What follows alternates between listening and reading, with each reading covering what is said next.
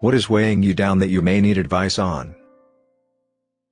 Am I the unreasonable one for not wanting my disabled sister-in-law to come live with us? My husband and I have been together for about 10 years. We have 3 young kids and a fairly hectic life, as you can imagine. My husband has a sister who has cerebral palsy. She is almost 40 years old, but cognitively has the development of about a 5-year-old. She can't really speak clearly, but she can make some sounds for common words to say what she needs. My husband can understand her better than I can, but I'm trying to get better. She's not permanently wheelchair-bound, but she can't go upstairs or walk long distances, so she does have some medical equipment to help. She needs help doing everything for her basic care, from bathing to dressing to feeding. He obviously grew up with her, so he's very used to everything she needs. When we go to visit my in-laws, it always seems to me like their entire livelihood revolves around her. She also throws big tantrums when she doesn't get what she wants. There ends up being a lot of yelling from all sides. I find the whole environment so stressful and tense, but it's what they're used to. My husband's parents are getting older and I think it's getting more difficult to care for her. My husband approached me a few weeks ago saying he thinks it's time his sister comes to live with us. My whole world came to a screeching halt. We had talked about us helping financially and coordinating care before, but never about her actually coming to live with us. In truth, I just can't picture us staying afloat while adding her into the mix at our house. We have 3 kids under 6. It's a madhouse here all the time already. If she lived here, we'd need to have all 3 kids in one bedroom. We'd also need to get some serious modifications to our house because it's not handicap friendly. Also, I truly think this would ruin the relationships we are building with our kids. I think my husband and I would have to spend so much time and energy caring for his sister that we wouldn't be able to focus on our own kids. This breaks my heart and is the big deal breaker for me. I suggested moving his family closer to us. They currently live 5 hours away, and seeing how we can help without them living with us. I said we need to start looking into some appropriate assisted living facilities, and he flipped out on me. He says he promised his mom he'd take care of his sister, she's his blood, etc. I understand it's his sister, but I also feel he has his own new family to consider, too, that he's completely ignoring in this equation. Obviously this is a big F up on both of our parts to not discuss this in detail much earlier on. I can't picture us managing this with 3 kids, and it just makes me sad to think of us 30 plus years down the road when we're empty nesters and always having his sister there by our side. To be honest, if I knew his sister coming to live with us forever was a total mandatory for him, it might have meant the end of our relationship. Also, I do want to clarify that it's not that we hadn't talked about this at all. We had talked about it, but the extent of support we had talked about was financial support and coordinating outside care. We had never discussed her coming to live with us. I understand it was amiss to not discuss that overtly, but it felt like we had a solid plan before that about helping in all other ways and getting her proper care as she and we get older. So I think this has been a change of heart now that it's becoming real.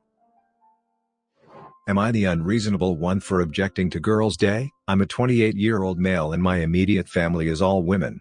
Mostly this is because I was raised by my mother and have no contact with my father's side of the family due to a messy divorce when I was young. My 2 sisters, early 30s, my 3 aunts, 2 who are my mother's sisters and 1 married into the family and married my aunt, and they have an assortment of close friends of the family, all of which are women that also go to these events. About 3 years ago, my mother had an idea to do a girls-only weekend. Originally this was to see one of the Magic Mike movies, and because it was such a hit they started to do these weekend outings once or twice a month. Originally it didn't bother me, because I'm an adult and I have my own life, and my own house, and I really didn't even think about it. But an incident recently made me annoyed at the whole concept. My aunt's birthday was in January and normally we go to her favorite restaurant for her birthday, which also incidentally is my favorite restaurant. So I bought her a present and a card, and waited for an invitation and none came. When I asked what was going on for her birthday, I was told they celebrated it early on their Girls' Day because she was going to be out of state during her birthday. This kind of irked me because when I mentioned I bought her a present, my mother told me to just drive over to her house and give it to her. I felt pretty left out since I am the only male in my immediately family. Having a Girls' Day is the equivalent to saying hey, let's celebrate my birthday, but not invite him. I griped about and was told that I was basically being self-centered and that she can celebrate her birthday however she wants. I agree with that, but once again, I'm the only one being left out and it feels lousy. The proverbial straw that broke the camel's back was I was just informed that they were planning a summer vacation this year as girls only too, and when I asked my mother what about the vacation we normally take as a family, she told me that they can't afford to do both, so they are just doing the girls only vacation this year. At this point I was very annoyed and had a loud argument with my mother and sister, telling them that it's really lousy that twice a month they have group activities and specifically exclude me, and on top of that are now even taking vacations and excluding me. Nothing came of the argument and they wouldn't budge, so I decided I needed a break from my immediate family because they don't consider my feelings relevant. So I removed myself from the family group chat and deactivated my Facebook. Now my phone is being blown up and I'm being told that I'm immature and I need to grow up. I responded that a lot of grown people don't see much of their family at all and I'm just going to follow that example. Am I the unreasonable one here? My sister named her baby after my husband. I don't know how I feel about it. Possibly important context before we get into it. I'm 25M, my husband is 24M, sister is 27F. Sister and I were close as children, but had a huge fight over our parents' divorce as teenagers, didn't speak for a couple of years and then have had a fairly wobbly, but mostly okay relationship since I was 16 and she was 18. So yeah. The husband and I met at university when we were 18 and had a very sappy love at first sight. Immediately knew he was the one kind of romance. We've been married for 9 months now and he really is my soulmate and best friend. Now, husband is one of those people who everybody just loves. Like he's super kind and funny and friendly and outgoing. People just like being around him and I'm used to being told how awesome he is. I also semi-frequently get comments about how good looking he is. I know I'm biased, but he really is supermodel gorgeous, so those aren't surprising either. The fixation my sister has with him, however, goes a little beyond what I'm used to. Ever since the first time she met him she's had this schoolgirl-like crush on him which borders on creepy. She talks about how hot he is, but not in a normal, passing comment kind of way. She regularly gushes about him, especially in cases like when he gets a haircut or buys a new shirt or gets a new piercing or something.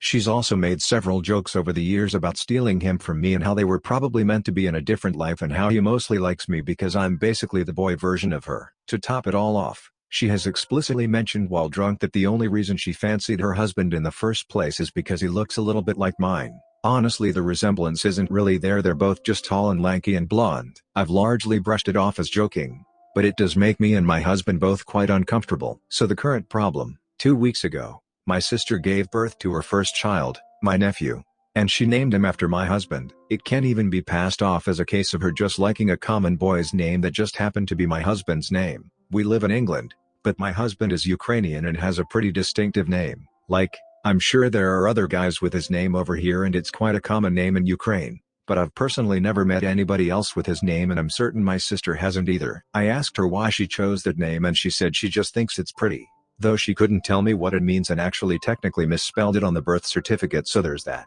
Husband and sister aren't really close at all, so it's not like she chose his name to honor their bond and it's not like he's ever done anything extraordinary for her to warrant that kind of honor. I don't know. Under any other circumstances I'd probably buy the "I just think it's a pretty name" bit. But her weird fixation with him in mind, it feels a bit odd. You know, I really don't know how to feel or what to do or how to approach this. Any advice on any of it is helpful. Am I the unreasonable one for wanting to change my name and blowing up at my parents after they took the money that I saved for it? I've always hated my name because it's really uncommon and my teachers and even some of my friends pronounce it incorrectly. Even after several corrections, I eventually got sick of it and researched legal name changes and the procedures and decided to save up for a name change after asking my mom and dad, to which they answered yes. Last week I told my parents that I'd saved up $300 from chars and my birthday money. I told them that it's more than enough for the name change with post, handling, etc. And they told me how proud they were about me being able to handle money like that. Beginning of this week, I gathered up almost all the ID that I needed and put it in a folder. I couldn't find the envelope with my money, so I started asking my parents and they told me they hadn't seen it. I looked all around the house and couldn't find the money. The entire time, my parents just sat there watching me and didn't help look for it when I asked.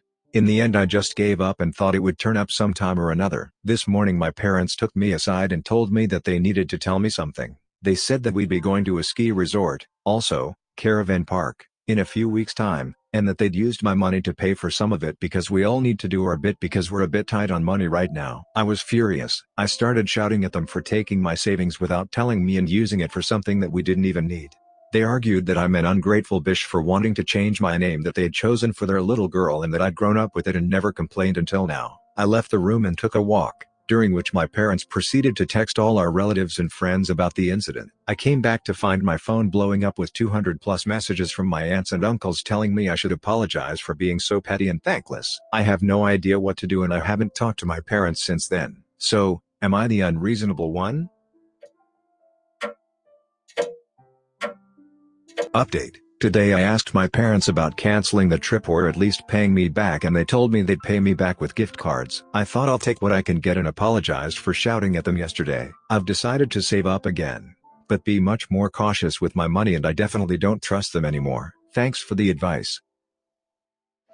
Am I the unreasonable one for being angry my brother lent his girlfriend my makeup? I, 21F, love makeup, and buy makeup that lasts longer and is of higher quality, but also thus more expensive. It's worth it to me, however, and I save money from my paychecks every month to go towards these purchases. I probably spend $80 to $100 a month on makeup. When I got home from last night, my brother, 28M, had his girlfriend over and they were watching a movie. I said hello and went on to do my own thing the rest of the night. The next morning, when I went to put my makeup on, I couldn't find either of my mascaras, my eyeshadow palette or my red lipstick. I didn't start to panic yet, as I thought it could have been me or my mom who just moved something temporarily. My brother got up from bed during my search, however, and when he asked what I was looking for, I told him. He said, "Oh, I lent that stuff to Kara. We're going out to a fancy dinner tonight and she doesn't have a lot of nice makeup." I was pissed. I asked him what gave him the right to lend my makeup to his girlfriend without my permission. He told me to chill out because he'd get it back from her tonight anyways. I told him that wasn't the point. It was my stuff and he should have asked before just giving it to his girlfriend. I told him I didn't want her using my makeup because that's totally unsanitary. He got angry because I've let Olivia borrow my mascara before. Olivia is our sister, so to me sharing makeup with your sister, who reciprocates the favor, is a totally different story, and I wouldn't let her borrow my lipstick. He isn't talking to me yet and is refusing to get my makeup back from his girlfriend until after their dinner tonight. I don't want to use makeup after his girlfriend I don't know does. I told him he owes me at the very least a new mascara and lipstick. He says I'm being annoying and mean. Am I the unreasonable one? My daughters, 17 years old female, had a horrible fight over Animal Crossing and one told the other to kill herself. I'm at an utter loss and need some fresh eyes on this situation. I have two beautiful twin daughters. I had Amy and Bella, fake names, when I was only 22 and my late husband, their father, passed away when they were both still toddlers. We are in a financially comfortable position thanks to my parents and my wonderful in-laws, but while there were some real tough times, they're both amazing, smart and capable young women. They were inseparable when younger, but around their teens started to have different friends and spent time apart, which I thought was great because I wanted them to develop as individuals too. However, Bella had a much tougher time growing up than Amy. Amy has made some truly great and supportive friends who she calls on Zoom daily nowadays, but Bella met an incredibly toxic girl when she was 15. She became Bella's best friend, but isolated her, constantly put Bella down and destroyed her self-confidence. Back then I had noticed Bella started looking less happy and tried to talk to her, but she insisted school was okay and everything was fine. I thought she was embarrassed of her hobbies as she had been made fun of before for cosplaying, but I failed to pursue it any further because I was too caught up in my job. I let Bella down and didn't notice the signs until she broke down in school last year and they sent her home early. Afterwards, Bella told me everything and I immediately called her teachers to separate her from her best friend. During this time my mother was diagnosed with cancer and passed away just a month later. It was incredibly hard on everyone including my daughters as we all lived together and my mother helped to take care of them for years while my father and I worked. They were very close.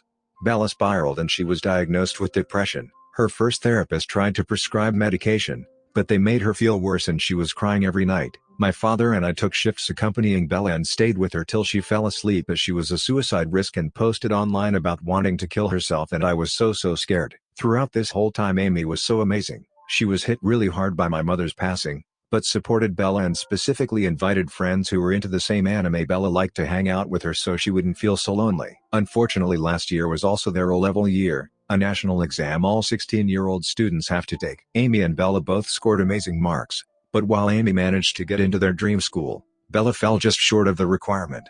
I told Bella that she still scored way above average and with all she was going through during the exam period it was a remarkable score. But this started to make Bella jealous of Amy. Bella confided in me that she thought Amy was prettier than her, which makes no sense as they're identical twins, and smarter. Both are equally brilliant. Amy has a boyfriend currently, which I feel Bella is also jealous about. They went from talking together all night until I had to bust in and tell them to go to sleep, to Bella only giving one-word answers whenever Amy was around. I'm ashamed to say that I largely have not paid much attention to Amy these last 10 months, and I think that's what caused the huge fight today. As we have all been quarantining, Bella has been playing Animal Crossing non-stop. I pre-ordered the game for her a long time before the boom in popularity and she was looking forward to it for ages. My father has been playing with her and Bella was doing very well. I was in my room attending a work call so I did not witness this firsthand. But according to my father, Amy came into the living room and asked if she could try playing as well. Bella tried to give Amy her control stick, but my father offered to let Amy play his character instead. He now thinks Bella was intentionally trying to avoid playing with Amy. While Amy was figuring out the controls, she apparently destroyed one of Bella's rare flowers and Bella called her a stupid slut. Amy of course immediately got angry and my father yelled at Bella to apologize, but before anything else was said Amy just screamed at Bella, saying she was a burden on our family, and that Bella stole her teenage years because she constantly had to worry about her rather than enjoy life. She said she wished Bella would just kill herself so our lives could go back to normal. At this point I heard the shouting, but only saw Amy storm off into her room and Bella in tears on the couch. Now we're here. I've been crying for hours and at a loss for what to do. My father blames himself for not letting Bella give Amy her character, but I think something like this was going to happen eventually if Amy is truly resentful. I just didn't think it would be so horrible and I wish I'd done something earlier. They normally share a room, but my father's going to sleep on the couch today to let Bella have his room for tonight. Amy doesn't want to leave her room and won't even come out for dinner and keeps telling me to go away and I can tell she's been crying too. Bella's saying that Amy's right and she should just kill herself and I just wish I could take the pain away from her. I feel like a failure of a mother. I've texted all my friends for help, but honestly my culture doesn't have a good understanding of mental health and I haven't said much about my family issues to them. One of them said that Bella was being a brat and another said I should get Bella committed and I'm horrified. I have no idea who to turn to so here I am. Sorry the post is so long. I feel a bit better by sharing it. What can I do? I don't want my daughters to hate each other. Update. I did not expect so much attention and wonderful support. Thank you all so much from the bottom of my heart. There's no way I can reply to everyone. But here's great news. Amy just knocked on my door. We've talked and she wants to apologize to Bella. I told her I am so sorry for ignoring her and a lot of you are right. She felt a lot of pressure to be no trouble and not add more stress onto the situation. But because of that she's been hiding a lot of her own problems. She's been struggling on her own all this time. She's a bit skeptical about going to therapy. But I explained we can just try and if she doesn't jive we can always try again with another therapist or another avenue. I'm incredibly fortunate to have the money to afford therapy so I'm going to put it all to good use. Thank you all so much. Honestly both my girls are absolutely amazing human beings and sometimes I have no idea how it happened.